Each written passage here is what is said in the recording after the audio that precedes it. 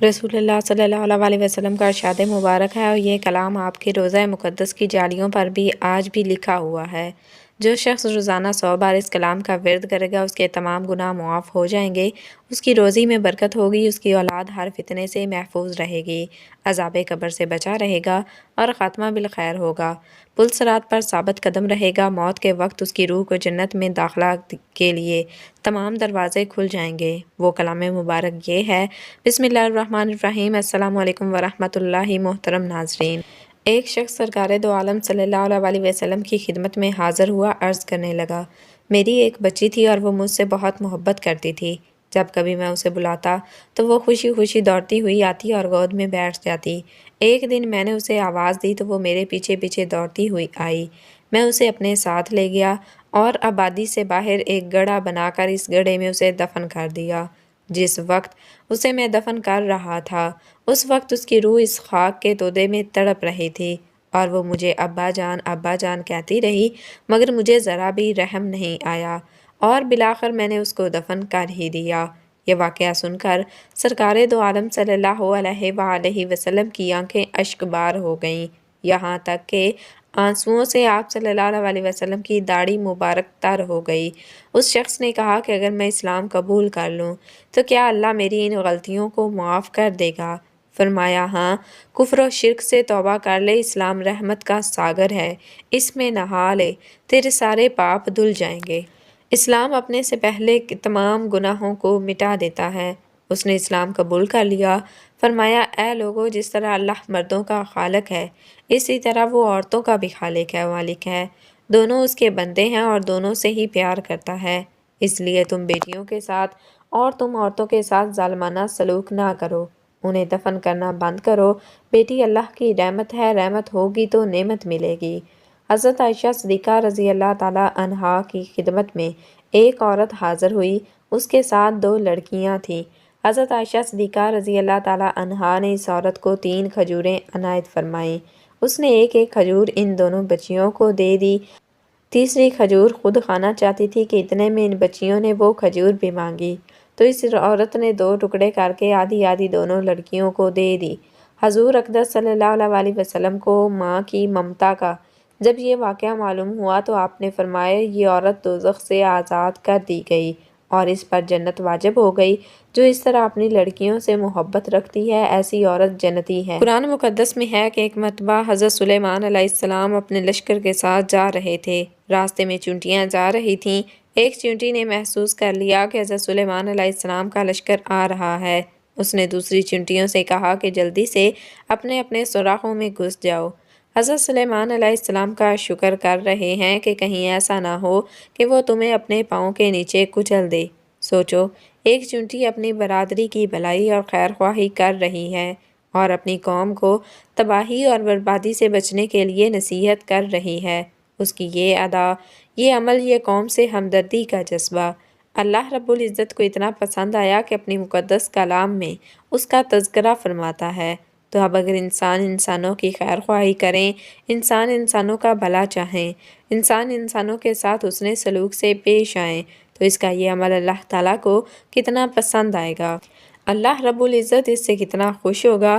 اندازہ لگاؤ، وہ معمولی کیڑی ہو کر اپنی برادری کی خیر خواہی کر رہی ہے اور یہ انسان ہو کر انسان کو ڈنک مار رہا ہے، اشرف المخلوقات ہو کر درندگی اور بد اخلاقی کا مظاہرہ کر رہا ہے۔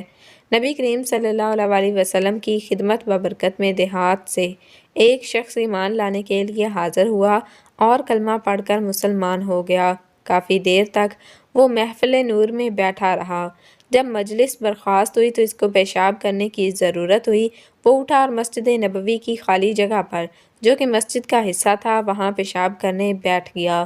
صحابہ نے دیکھا تو انہوں نے منع کرنے کی کوشش کی، مگر رحمت عالم صلی اللہ علیہ وسلم نے ان کو منع کر دیا کہ اسے کچھ نہ کہو۔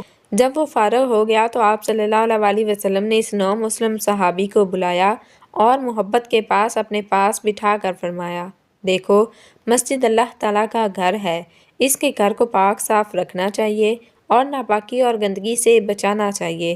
حضور اقدس صلی اللہ علیہ وسلم نے اتنے محبت اور پیار بھرے لہجے میں سمجھایا کہ یہ بات اس کے دل کے تہہ خانے میں بیٹھ گئی۔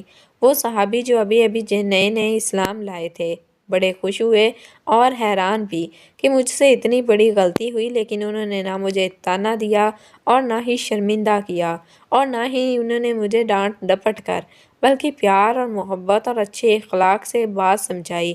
اور صرف یہی نہیں بلکہ مجھے کچھ ہدیہ اور کپڑے بھی تحفے میں دیے، اور جب رحمت عالم صلی اللہ علیہ وسلم نے دیکھا کہ میں پیدل جا رہا ہوں تو آپ صلی اللہ علیہ وسلم نے اپنی سواری بھی مجھے دے دی۔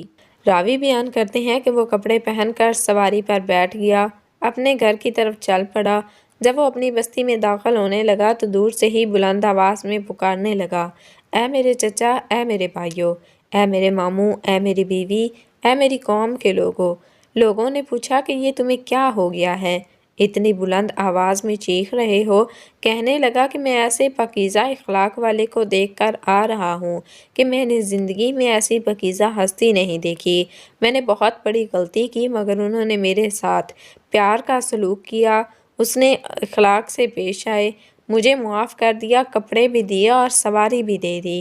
اے میری قوم، دیکھ کیسا پاکیزہ اخلاق ہے رسول کائنات صلی اللہ علیہ وآلہ وسلم کا، انسانوں کے ساتھ کتنا اچھا سلوک ہے، محسن انسانیت کا۔ بستی والے یہ سن کر کہنے لگے، اچھا، اتنا بلند اور عظیم اخلاق والے کے پاس ہمیں بھی لے چلو۔ اس بستی سے 300 آدمی حضور نبی کریم صلی اللہ علیہ وسلم کی خدمت میں حاضر ہوئے اور سب کلمہ پڑھ کر دولت ایمان سے مالا مال ہو گئے۔ سبحان اللہ۔ حضرت عمر فاروق رضی اللہ تعالیٰ عنہ کا یہ واقعہ بڑا مشہور ہے۔ آپ سلطنت اسلامیہ کے دوسرے حکمران ہیں، پورا عالم کفر آپ سے کانپتا تھا۔ مدینہ منورہ میں رات کو پہرا دے رہے تھے، جب صبح کی اذان کا وقت ہوا، ایک گھر میں سے آواز آ رہی تھی۔ آپ نے قریب جا کر سنا تو ایک بڑھیا اپنی جوان بیٹی سے بات کر رہی تھی کہ بیٹی، کیا بکری نے دودھ دیا ہے؟ اس نے کہا، ہاں امی دیا ہے۔ پوچھا، کتنا دودھ دیا ہے؟ کہنے لگی، تھوڑا سا ہے۔ کہا، جلدی کرو، اس میں سے کچھ پانی ملا دو تاکہ دودھ زیادہ ہو جائے۔ بیٹی نے کہا کہ امی، میں ہرگز ہرگز ایسا نہیں کروں گی۔ کل امیر المومنین حضرت عمر فاروق رضی اللہ تعالیٰ عنہ نے اعلان کروایا ہے کہ کوئی آدمی دودھ میں پانی کی ملاوٹ نہیں کر سکتا۔ بڑھیا کہنے لگی کہ بیٹی، امیر المومنین حضرت عمر فاروق رضی اللہ تعالیٰ عنہ تمہیں نہیں دیکھ رہے ہیں، جلدی کرو، تم دودھ میں پانی ملا دو۔ بیٹی نے جواب دیا، امی، اگر حضرت عمر فاروق رضی اللہ تعالیٰ عنہ نہیں دیکھ رہے ہیں تو کیا ہوا؟ عمر کا خدا تو دیکھ رہا ہے، میں دودھ میں ہرگز ہرگز پانی نہیں ملاؤں گی۔ حضرت عمر فاروق رضی اللہ تعالیٰ عنہ نے جب اس ایماندار لڑکی کی یہ بات سنی تو گھر آ گئے، نماز فجر ادا کی، اور جب سورج نکل آیا تو اس کی روشنی چاروں طرف پھیل گئی تو آپ نے اس بڑھیا اور لڑکی کو اپنے گھر بلایا۔ پتہ چلا کہ وہ لڑکی ابھی تک کنواری ہے، شادی نہیں ہوئی۔ حضرت عمر فاروق رضی اللہ تعالیٰ عنہ نے اس بڑھیا سے کہا کہ میں اپنے بیٹے کے لیے اس لڑکی کا رشتہ مانگتا ہوں، کیا تمہیں یہ رشتہ منظور ہے؟ کہا، حاکم وقت اور کہاں ایک غریب لڑکی۔ وہ خوش ہو گئی اور رشتہ منظور کر لیا۔ چنانچہ آپ نے اپنے بیٹے کے ساتھ اس ایماندار اور غریب لڑکی کا رشتہ کر دیا۔ حضرت سیدنا صدیق اکبر رضی اللہ تعالیٰ عنہ ایک دن مسجد نبوی میں جماعت کرا کے صحابہ کے درمیان تشریف فرما ہیں کہ اتنے میں حضرت امام حسین رضی اللہ تعالیٰ عنہ کھیلتے کھیلتے مسجد نبوی میں تشریف لائے۔ بچپن کا زمانہ ہے۔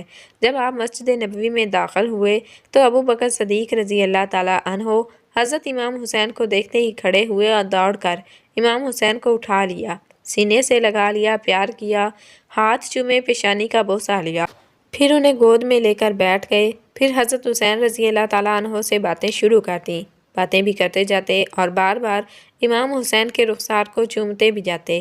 امام حسین نے جب صدیق اکبر رضی اللہ تعالیٰ عنہ کو بار بار چومتے دیکھا تو کہنے لگے، چچا جان، آپ مجھے بار بار کیوں چوم رہے ہیں؟ فرمایا، بیٹا حسین، میں تمہیں اس لیے چوم رہا ہوں کہ تم میرے آقا جناب حضرت محمد مصطفیٰ صلی اللہ علیہ وسلم کے نواسے ہو، علی کے لخت جگر ہو، فاطمہ کے دل بند ہو۔ پھر حضرت ابو بکر صدیق رضی اللہ تعالیٰ عنہ نے کچھ پیسے نکالے اور امام حسین کے ہاتھ پر رکھ دیے۔ امام حسین نے عرض کی، چچا جان، یہ کیا ہے؟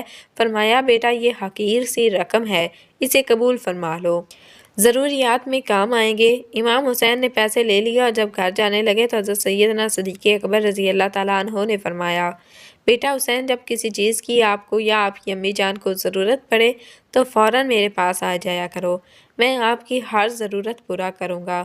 حضرت حسین نے عرض کی، چچا جان اگر آپ نہ ملے تو فرمایا اپنی نانی امی عائشہ کے پاس چلے جانا، وہ آپ کی ہر ضرورت کو پورا کریں گی۔ حضرت عمر فاروق رضی اللہ تعالیٰ عنہ کا مشہور ترین اور حکمت بھرا واقعہ کچھ اس طرح سے ہے۔ جب آپ کے دور خلافت میں ایران فتح ہوا، فتح کے بعد تمام مال غنیمت کو حضرت عمر فاروق رضی اللہ تعالیٰ عنہ کی بارگاہ میں پیش کیا گیا۔ آپ نے حکم دیا کہ تمام مال غنیمت کو مسجد نبوی میں اکٹھا کیا جائے اور مدینہ کی گلی کوچوں میں اعلان کر دیا جائے کہ مسجد نبوی میں مال غنیمت آیا ہوا ہے، تمام لوگ آئیں اور اپنا حصہ لے جائیں۔ منادی نے اعلان کیا، مدینے کے تمام لوگ آئے، مسجد نبوی میں لائن لگ گئی، سارے لوگ اپنی اپنی باری کا انتظار کر رہے ہیں، جس کا نمبر آتا ہے وہ اپنا حصہ لے جا رہا ہے۔ اس قطار میں جلیل القدر صحابہ کرام کی اولاد بھی لائن بنا کر کھڑی ہے۔ امیر المومنین کا اپنا بیٹا حضرت عبداللہ بن عمر بھی کھڑے ہیں، اسی قطار میں حضرت حسن و حسین بھی کھڑے ہیں۔ یہ عدل ہے، یہ انصاف ہے، یہ مساوات ہے کہ جس قطار میں رعایا کھڑی ہے اسی لائن میں امیر المومنین کا بیٹا بھی کھڑا ہے۔ اسلام وہ مذہب ہے جس میں عدل ہے، مساوات ہے، ایک دوسرے کی عزت و ادب اور تعظیم کا درس ضرور دیتا ہے، مگر لسانیات اور صوبائیت، ذات پات کے بھید بھاؤ، کالے گورے کا فرق، رنگ و نسل اور چھوت چھات کی تعلیم نہیں دیتا، بلکہ عدل و مساوات کی تعلیم دیتا ہے۔ اسلام دنیا سے تمام ظالمانہ نظام کو مٹانا چاہتا ہے اور اس کی جگہ ایک ایسا حکومتی قائم کرنا چاہتا ہے جس میں نہ کوئی چھوٹا ہو، نہ کوئی بڑا ہو، نہ کوئی غلام ہو اور نہ ہی کوئی آقا ہو، بلکہ سب ایک ہی صف میں کھڑے ہوں۔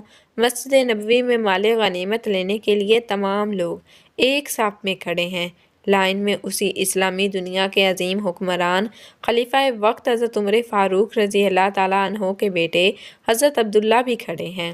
حضرت عمر ہر بندے کو اس کی حیثیت کے مطابق حصہ دے رہے ہیں۔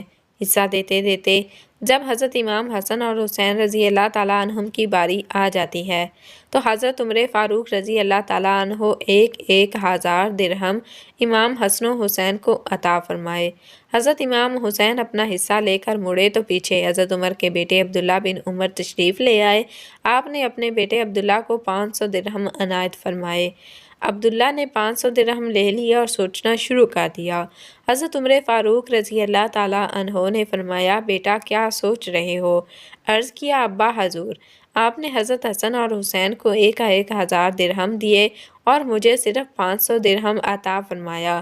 آپ تو عدل و انصاف کے سلسلے میں فقید المثال ہیں، آپ کے عدل و انصاف کا ڈنکا بج رہا ہے، میں آپ کی اس تقسیم پر حیران ہوں۔ فرمایا، بیٹا حیران کیوں ہو؟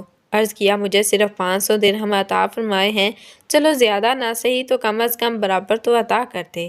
فرمایا، بیٹا حسن و حسین کا مقابلہ نہ کرو، ان کی شان بڑی عالی ہے، تو عمر کا بیٹا ہے، یہ علی کے بیٹے ہیں، تیری ماں زمین پر رہنے والی ہے، ان کی ماں جنتی عورتوں کی سردار ہے، تجھے دیکھوں تو عمر کی شکل یاد آتی ہے، حسن و حسین کو دیکھوں تو حضرت محمد مصطفیٰ صلی اللہ علیہ وسلم کی شکل یاد آتی ہے، تجھے عمر پیار کرتا ہے، حسن و حسین سے رب پیار کرتا ہے، اگر حسین جتنا انعام لینا ہے تو پہلے ان کا جیسا مقام پیدا کرو۔ عرض کیا، ابا جان وہ کیسے؟ فرمایا، پہلے ان کی ماں جیسی ماں لے آؤ، ان کی نانی جیسی اپنی نانی لے آ، ان کے باپ جیسا باپ لے آ، ان کے نانا جیسا نانا لے آ۔ بیٹا یہ نہ سمجھنا کہ تیرا باپ امیر المومنین ہے، بادشاہ وقت ہے، ٹھیک ہے میں امیر المومنین ہوں، خلیفۃ المسلمین ہوں، لیکن یہ میرا کمال نہیں، یہ سب صدقہ ہے حسین کے نانا جان کا۔ بیٹا اگر حسین کے نانا جان نہ ہوتے تو ہم کہاں ہوتے؟ یہ کرم ہے حسین کے نانا جان کا، دین بھی مل گیا اور دنیا بھی مل گئی۔ حضرت عمر فاروق رضی اللہ تعالیٰ عنہ کی یہ بات سن کر حضرت عبداللہ بن عمر نے عرض کی، ابا جان آپ نے بالکل صحیح فرمایا، میرا حق اتنا ہی بنتا ہے جتنا آپ نے مجھے عطا فرمایا۔ آئیے اس سلسلے کی ایک اور کڑی سماعت فرمائیں۔ حضرت عمر فاروق رضی اللہ تعالیٰ عنہ کا دور خلافت ہے۔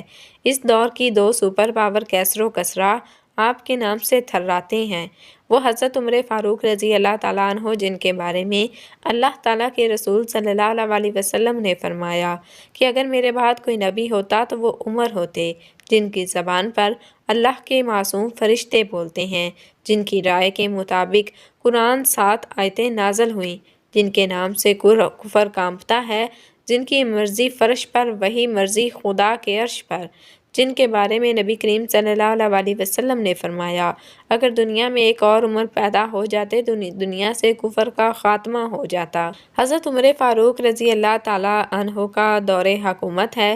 حضرت امام حسین رضی اللہ تعالیٰ عنہ کی عمر ابھی زیادہ نہیں ہے۔ آپ کے بچپن کا زمانہ ہے، مدینہ شریف کے چوک میں دوسرے بچوں کے ساتھ کھیل رہے ہیں۔ وہ بچے عام بچوں کی طرح نہیں تھے، وہ خلفائے راشدین کے بیٹے ہیں۔ وہ بچے اللہ کے مقدس رسول صلی اللہ علیہ وسلم کے پاک صحابہ کے بچے ہیں۔ ان بچوں میں وقت کے امیر المومنین حضرت عمر فاروق رضی اللہ تعالیٰ عنہ کا بچہ عبداللہ بن عمر بھی کھیل رہے ہیں۔ کیا مساوات ہے، کیا برابری ہے، کوئی فرق نہیں کہ یہ گورنر کا بچہ ہے، یہ وزیر کا بچہ ہے، سب برابر ہیں، سب کھیل رہے ہیں۔ کھیلتے کھیلتے حضرت امام حسین بھی اور عبداللہ بن عمر میں اختلاف ہو گیا، کسی بات پر تو میں ہو گئی۔ حضرت امام حسین رضی اللہ تعالیٰ عنہ جلال میں آ گئے۔ جب غصے میں آئے تو عبداللہ بن عمر نے فرمانے لگے، عبداللہ اس بات پر ناز نہ کر کہ تم امیر المومنین کے بیٹے ہو، اس گھمنڈ میں نہ رہنا کہ تم خلیفہ وقت کے لڑکے ہو۔ سنو، تمہاری حیثیت یہ ہے کہ تم ہمارے غلام ہو۔ تمہارے بابا میرے نانا جان حضرت محمد مصطفیٰ صلی اللہ علیہ وسلم کا غلام ہے۔ اگر تمہیں یہ عزت، یہ شان، یہ رتبہ، یہ مقام، یہ امارت، یہ خلافت، یہ عہدہ، یہ منصب، یہ مرتبہ، یہ اعزاز ملا ہے تو ہمارے صدقے میں ملا ہے، ہمارے نانا جان کی برکت سے ملا ہے، ورنہ تمہیں یہ مرتبہ نصیب نہ ہوتا۔ حضرت سیدنا امام حسین رضی اللہ تعالیٰ عنہ کی یہ بات سن کر امیر المومنین کا بیٹا کوئی جواب نہ دے سکا۔ حضرت عبداللہ یہ سن کر رو پڑے، بارگاہ فاروقی میں پہنچے۔ حضرت عمر فاروق رضی اللہ تعالیٰ عنہ مسجد نبوی میں اپنے احباب کے ساتھ تشریف فرما ہیں۔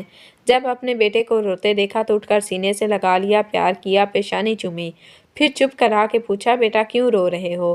کیا بات ہے، کس سے لڑائی ہوئی، کس نے مارا ہے؟ عرض کیا، ابا جان ہم فلاں مقام پر لڑکوں کے ساتھ کھیل رہے تھے، ان لڑکوں میں حسین بھی تھے، میرا ان سے کسی بات پر جھگڑا ہو گیا تو انہوں نے مجھے ایسی بات کہہ دی کہ مجھے بے اختیار رونا آ گیا۔